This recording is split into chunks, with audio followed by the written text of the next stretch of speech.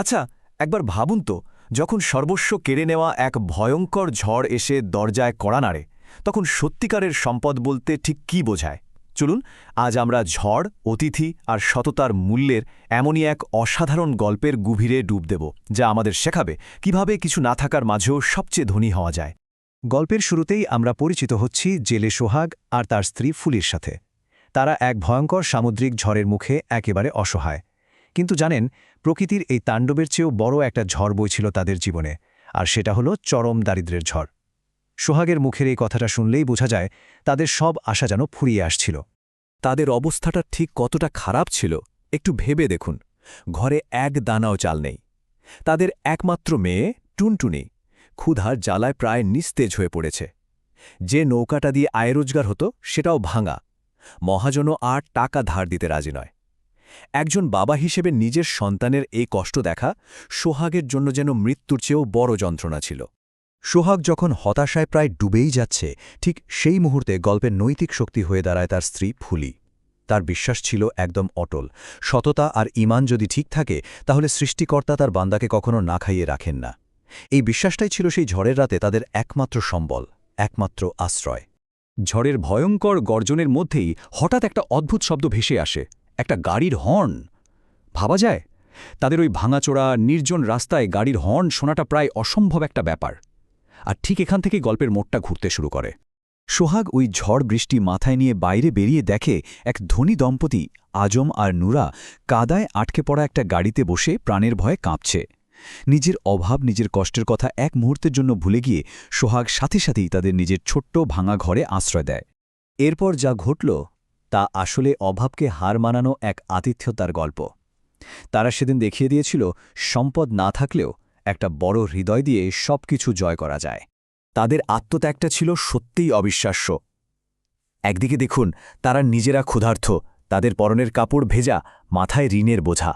আর অন্যদিকে অতিথিদের জন্য তারা নিজেদের একমাত্র শুকনো কাপড়টা দিয়ে দিচ্ছে, মেয়ের জন্য বাঁচিয়ে রাখা শেষ খাবারটুকু তুলে দিচ্ছে, আর নিজেদের ভাঙা ঘরটাকেই সবচেয়ে নিরাপদ আশ্রয় বানিয়ে দিচ্ছে, নিঃস্বার্থে, কোনো কিছু পাওয়ার আশা না করেই। অতিথিরা, বিশেষ করে নুরা, তাদের এই আন্তরিকতায় গভীরভাবে মুগ্ধ হয়ে যান। পুলি যখন তাকে পরার জন্য নিজের একমাত্র ভালো সুতির শাড়িটা এগিয়ে দেয়, তখন নুরা বুঝতে পারে এই সাধারণ শাড়ির মূল্য যে কোনো দামি বেনারসির চেয়ে অনেক বেশি, কারণ এর সাথে কোনো টাকা পয়সা নয়, জড়িয়ে আছে নিখাত ভালোবাসা আর সম্মান। এরপর তারা সবাই মিলে যে খাবারটা ভাগ করে খায়, সেটা ছিল সামান্য একটু চাল ভাজা আর গুড়। আর জানেন, এই খাবারটুকু ফুলি তার ক্ষুধার্ত মেয়ের জন্য লুকিয়ে রেখেছিল, কিন্তু সোহাগ আর ফুলি নিজেরা না খেয়ে অভুক্ত অতিথিদের বারবার খেতে অনুরোধ করে। এই নিঃস্বার্থ আচরণই তাদের মহৎ হৃদয়ের আসল পরিচয় দেয়। পরের দিন সকালে গল্পের সবচেয়ে গুরুত্বপূর্ণ মুহূর্তটি আসে। সোহাগ আর ফুলিকে এবার তাদের সততা আর নীতির এক কঠিন পরীক্ষার মুখোমুখি হতে হয়। বিবেকের দাম আসলে কত? আজম চৌধুরী সোহাগকে 10,000 টাকা দিতে চান। একবার ভাবুন, ওই মুহূর্তে টাকাটা তাদের জন্য কতটা দরকারি ছিল।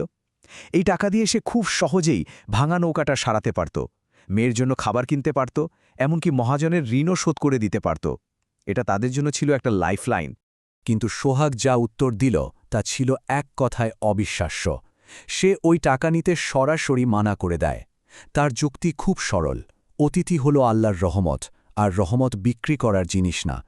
যদি সে টাকাটা নিত, তাহলে তার মানবতা আর আতিথেয়তা দুটোই বিক্রি হয়ে যেত, যা তার নীতির পুরোপুরি বিরুদ্ধে।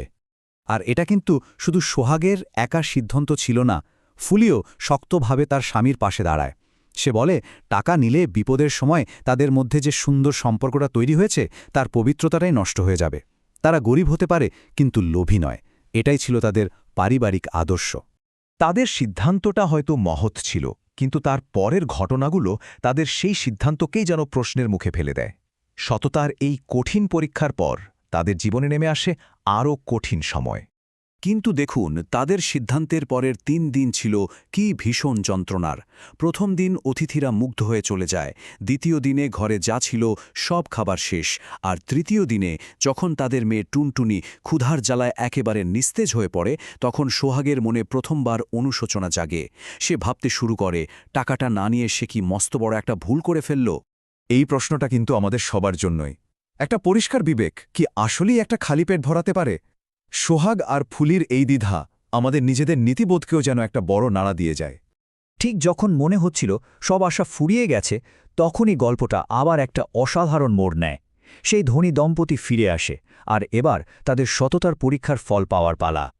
তাদের সততার প্রথম পুরস্কার হিসেবে আসে একটি একেবারে নতুন চকচকে নৌকা আর দামি মাছ ধরার জাল। আজম কিন্তু শুধু নৌকাটা সারিয়ে দেয়নি, বরং তাদের জীবিকা নির্বাহের জন্য আগের চেয়ে অনেক ভালো একটা ব্যবস্থা করে দিয়েছে। এটা ছিল একটা নতুন শুরু। আর দ্বিতীয় পুরস্কার, একটা ট্রাক ভর্তি চাল, ডাল, তেল সহ একেবারে পুরো 1 বছরের খাবার, সাথে টুনটুনির জন্য নতুন জামা আর অনেক খেলনা। এই উপহারটা তাদের ক্ষুধার ভয় থেকে চিরদিনের জন্য মুক্তি দিয়ে দিল।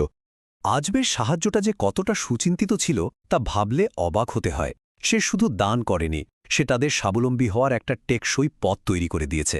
দেখুন, মহাজনের ঋণ শোধ করে দিয়েছে, শহরে মাছের ন্যায্য দাম পাওয়ার ব্যবস্থা করেছে, আর সোহাগকে একজন স্বাধীন আর আত্মনির্ভরশীল জেলে হিসেবে প্রতিষ্ঠা করে দিয়েছে। গল্পের মূল বার্তাটা বোধহয় সবচেয়ে ভালোভাবে ফুটে উঠেছে ধনী অতিথি আজমেরের কথাতেই।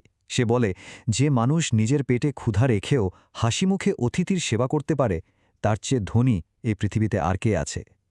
ওই ঝড়ের রাতে সে নিজেই যেন সত্যিকারের ধনসম্পদের মানে খুঁজে পেয়েছিল। এই গল্পটা আমাদের আসলে নৈতিক সম্পদের কথাই মনে করিয়ে দেয়। মানে সততা, উদারতা আর বিশ্বাস থেকে যে অমূল্য সম্পদটা পাওয়া যায়, তার টাকা পয়সা বা যে কোনো জাগতিক সম্পদের চেয়ে অনেক বেশি টেকসই আর শক্তিশালী। আর গল্পের শেষে ফুলির এই কথাটি যেন পুরো কাহিনীকে একটা বৃত্তের মতো সম্পূর্ণ করে। গল্পের শুরুতে তার যে গভীর বিশ্বাস ছিল, শেষে এসে তা অক্ষরে অক্ষরে সত্যি প্রমাণিত হয়। সে বলে, সততার দাম আল্লাহ এভাবেই দেন। সবশেষে একটা প্রশ্ন কিন্তু থেকেই যায়, তাই না? যখন তাৎক্ষণিক লাভ আর দীর্ঘমেয়াদী সততার মধ্যে যে কোনো একটাকে বেছে নিতে হয়, তখন কোন পথের মূল্যটা আসলে শেষ পর্যন্ত টিকে থাকে? এই গল্পটা হয়তো আমাদের সেই উত্তরটা খুঁজে নিতে একটু হলেও সাহায্য করে।